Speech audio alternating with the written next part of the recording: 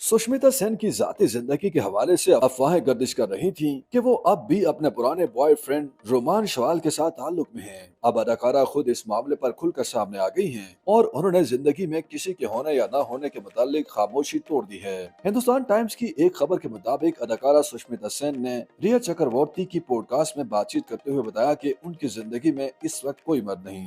रिया चक्रवर्ती के साथ पॉडकास्ट में बातचीत करते हुए सुष्मिता सेन ने अपनी डेटिंग लाइफ के मुतालिक बातचीत करते हुए बताया कि वो किसी के साथ रिलेशनशिप में नहीं है। अदाकारा का कहना था कि मेरी जिंदगी में कोई मर्द नहीं, मैं एक अरसे से सिंगल हूँ, मैं पिछले 2 साल से अकेली हूँ, बल्कि 2021 से ही मैं किसी के साथ ताल्लुक में नहीं हूँ।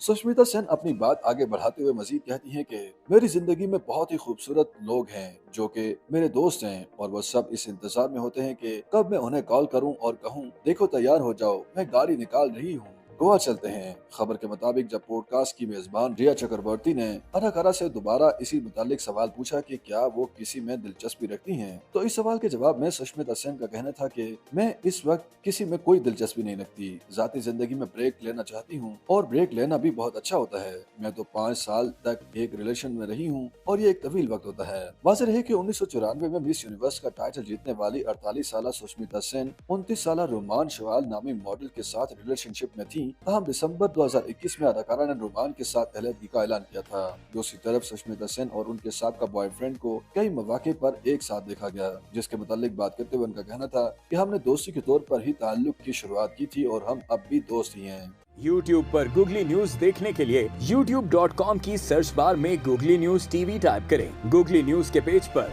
सुर्ख रंग के सब्सक्रिप्शन वाले बटन पर क्लिक करना ना भूलिए। YouTube पेज पर अपलोड होने वाली वीडियोस से बाखबर रहने के लिए बेल आइकन पर क्लिक कीजिए। आपको हर नई वीडियो के बारे में नोटिफिकेशन मौसूल हो जाएगा।